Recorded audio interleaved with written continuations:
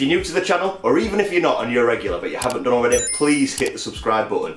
We really want to push on and build this channel. We really want to get to 10,000. It's a long, arduous journey to that magical number, but I believe with your help we can manage that here.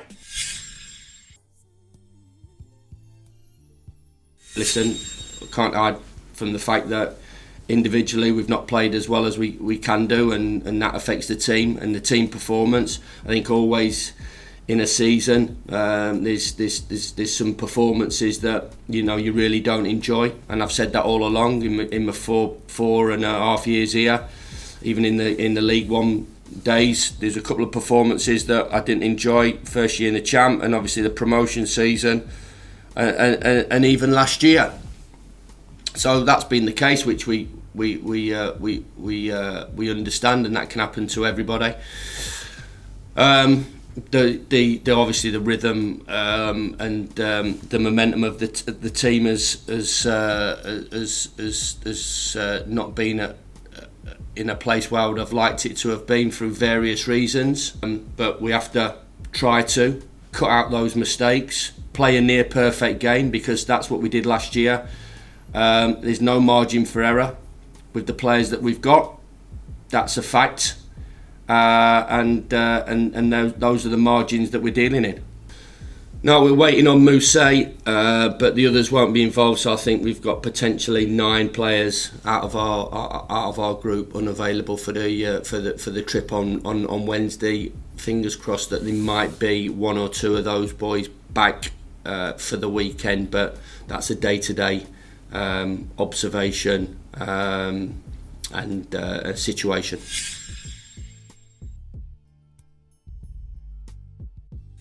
The form is good, the mood is good, confidence is good, squad is fit and healthy, so we're in a good moment, of course, which you've got to enjoy, but then it's focus on the next one. That's the only thing that matters. Marcus is available, yeah. He trained this morning, so available for selection. It was just, I think he tweaked his knee a little bit, but he should be fine. Trained fully this morning, so we're looking strong, which is a good place to be in. We think Mason is going to be very important, of course, in the second half of the season. But it's not just going to happen by itself because you've played a good game and scored. He scored against West Ham a while back as well, and you expect it to kick on. I think Mason has taken steps. He's grown. He's more mature, and he's been training with Edinson Cavani for half a season now. He's learning good habits, and whoever doesn't learn good habits from a professional like him or Bruno or the players we've brought in, that's a pity. So back to your question. I'm very confident that Mason will chip in with good performances and goals and assists. Yeah.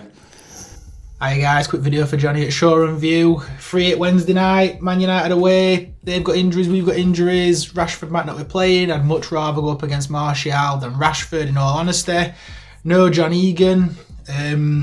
Goalkeeper, there's still questions about him. I mean, we just need to get off people's backs, to be honest. If it's not Billy Sharp's too old, if it's not McBurney's not good enough, if it's not Brewster's never going to score, if it's not who's playing at left centre-back, if it's not his keeper's shit, we just need to get behind, lads. Don't care what you think about the goalkeeper. Hammering him all the time on social media isn't going to work, and it's not productive in any way, shape or form.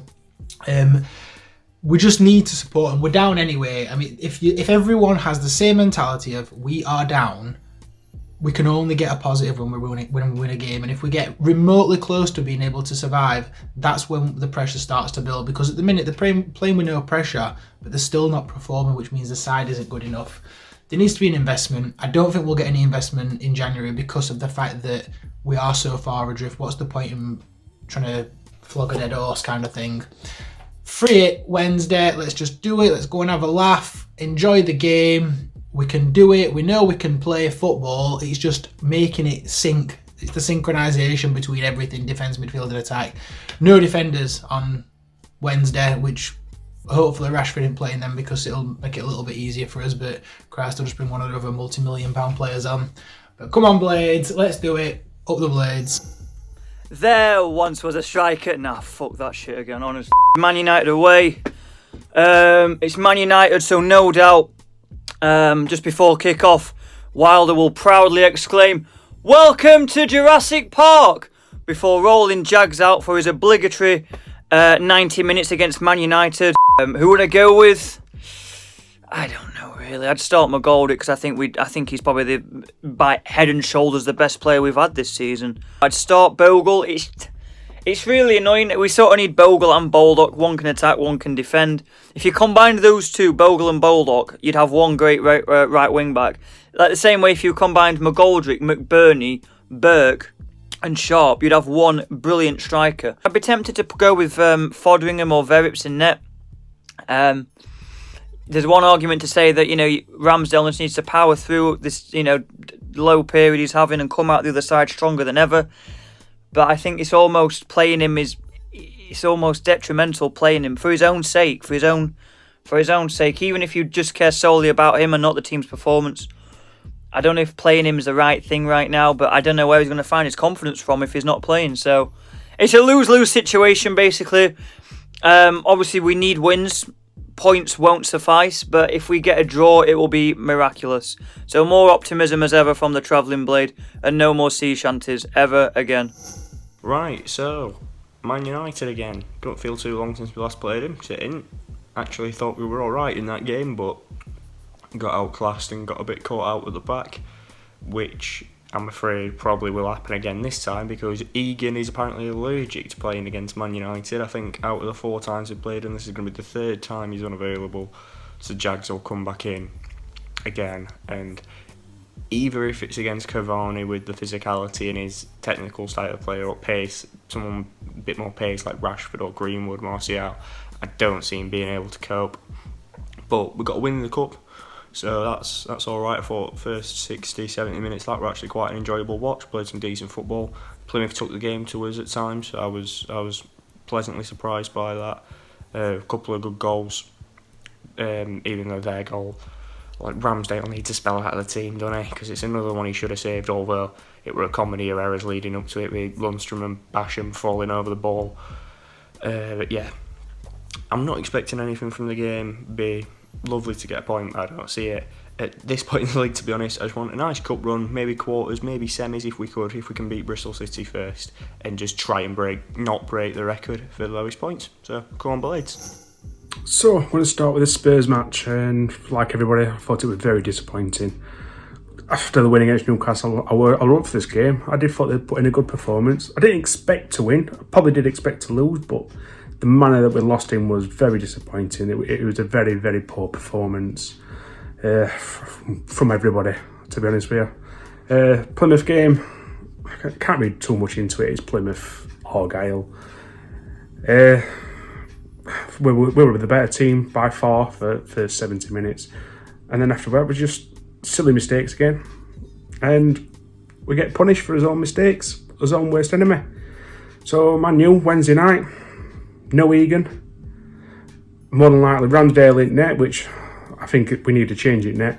Definitely we need to try somebody else in the net because there's just no confidence from anybody in front of him, I don't think. And he's got no confidence in himself. We need a new keeper in net just to get a try and see how we go. But Man U match, I'm not looking forward to it. I'm expecting 3-4-0. Anything less than 3-0, I think we'll have played very well. So I'm not looking forward to it.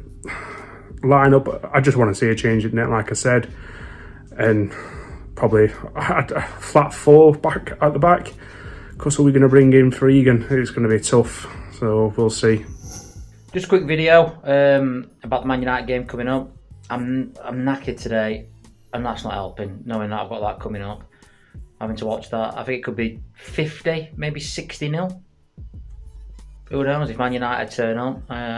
Glad we won on Saturday though, because it's good to have the interest in the cup. And who knows, we might not get a Premier League team until the semi-finals, and then that keeps the interest alive, doesn't it, a little bit.